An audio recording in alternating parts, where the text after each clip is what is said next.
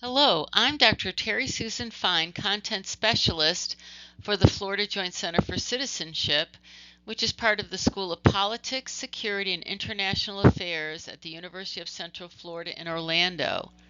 Welcome to our Middle School Civics Highlights series.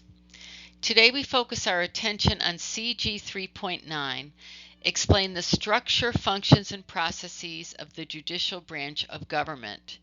In Part 2, we focus on the powers and jurisdiction of the state and federal courts and the trial and appellate processes. We focus on Benchmark Clarification 3 and Benchmark Clarification 4.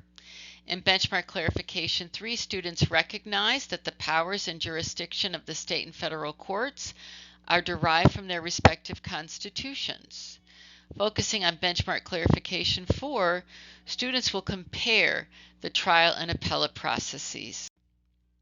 We ask what these powers are that belong to the state and federal courts, and we also ask what the differences are between the trial and appellate processes.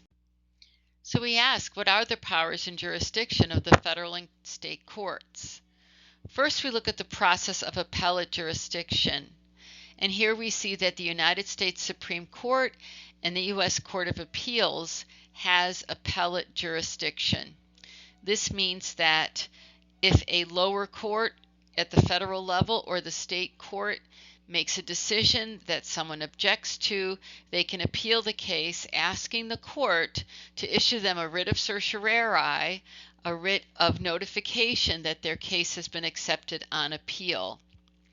When we focus attention on original jurisdiction, we see that the United States Supreme Court has the power of original jurisdiction as well as U.S. district courts. The federal court system has 3 levels. The lowest level of the federal court system is U.S. district courts. The next level up from that is the U.S. Circuit Courts of Appeals. And then the highest level is the United States Supreme Court. Consequently, we can see where the U.S. Supreme Court has both appellate and original jurisdiction, but the U.S. Court of Appeals only has appellate jurisdiction, while U.S. district courts only have original jurisdiction. Now let's look at the Florida courts. Here we see that appellate jurisdiction is extended to the Florida Supreme Court, the Florida District Court of Appeals, and the Florida Circuit Court. Original jurisdiction is granted to the county and circuit courts. So what this tells us is that the Florida Supreme Court does not have the power of original jurisdiction. Rather, the Florida Supreme Court hears appeals. Let's now compare criminal and civil courts. The first process we're going to be looking at is criminal court. And we can see that there are many steps to this process.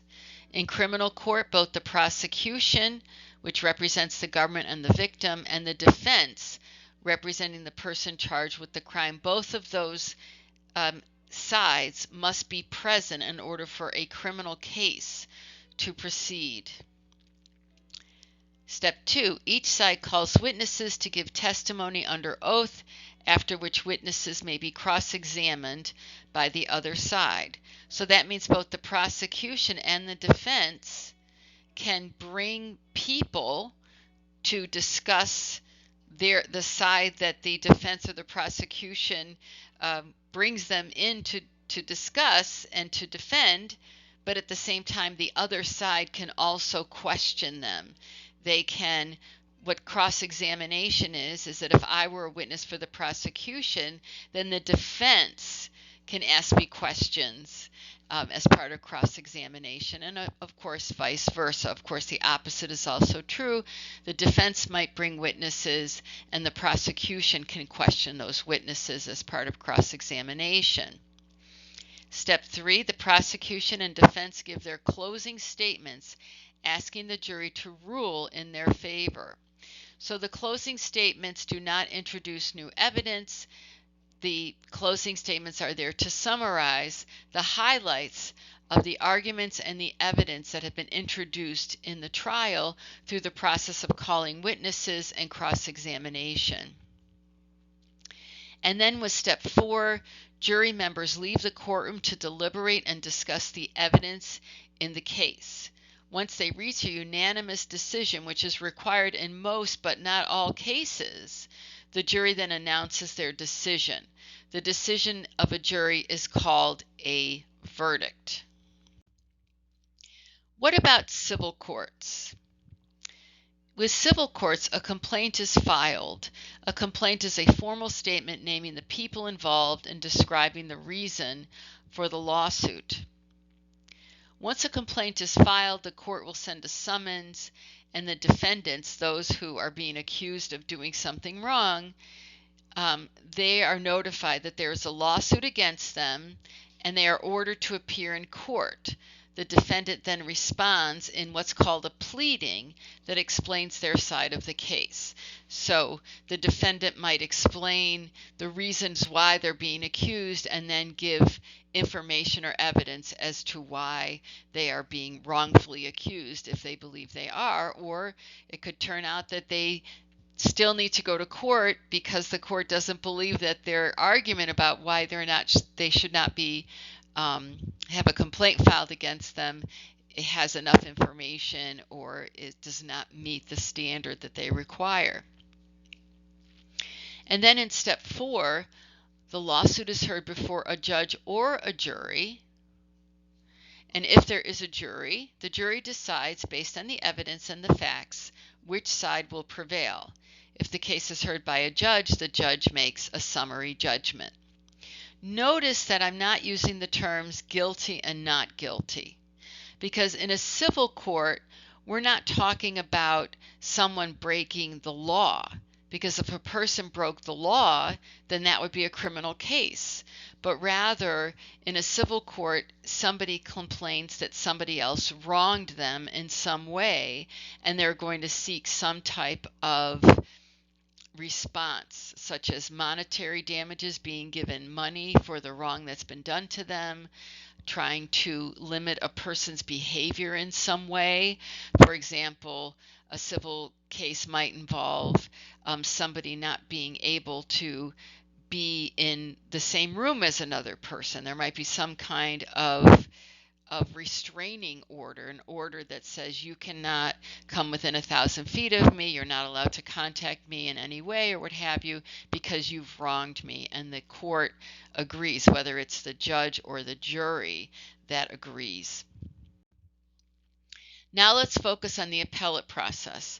Appeals courts have the power to review rulings and decisions from lower courts, which may occur if the judge might have applied the law incorrectly, or somebody may claim that the judge applied the law incorrectly. The judge might have used the wrong process or procedures. For example, there have been cases where someone who loses a case believes that the jury was given incorrect instructions. Or it could be that new evidence emerges that is pertinent to the case. Appeals courts do not hold trials. That's why the Circuit Court of Appeals that we saw on an earlier slide, that the Circuit Court of Appeals, because it doesn't hold trials, it's also not going to be a court of original jurisdiction, because a court of original jurisdiction is where the parties who are filing complaints or accusing other people of doing wrong, they have to present their evidence. Well, there's no evidence to present. Rather, the person bringing the appeal makes an argument before the appeals court. The respondent also makes an argument to the appeals court to suggest that the ruling should be upheld, that everything was properly handled in that case. Judges or appellate courts may then either uphold the original decision, they can agree with that decision, they can reverse the decision, meaning that they will favor the petitioner, or they can decide to return the case to the lower court. And if they decide to return the case to the lower court, that means the lower case court can take another look at it, can take another look at the case, and decide if they decided correctly in the first place, or if it might be a reason to look at something in a different light than what they had originally considered. Thank you for joining me for Middle School Civics Highlights. Do you still have questions? If so, please contact us using the information that appears on the screen. Till next time, I'm Dr. Terry Susan Fine. Thank you for joining me.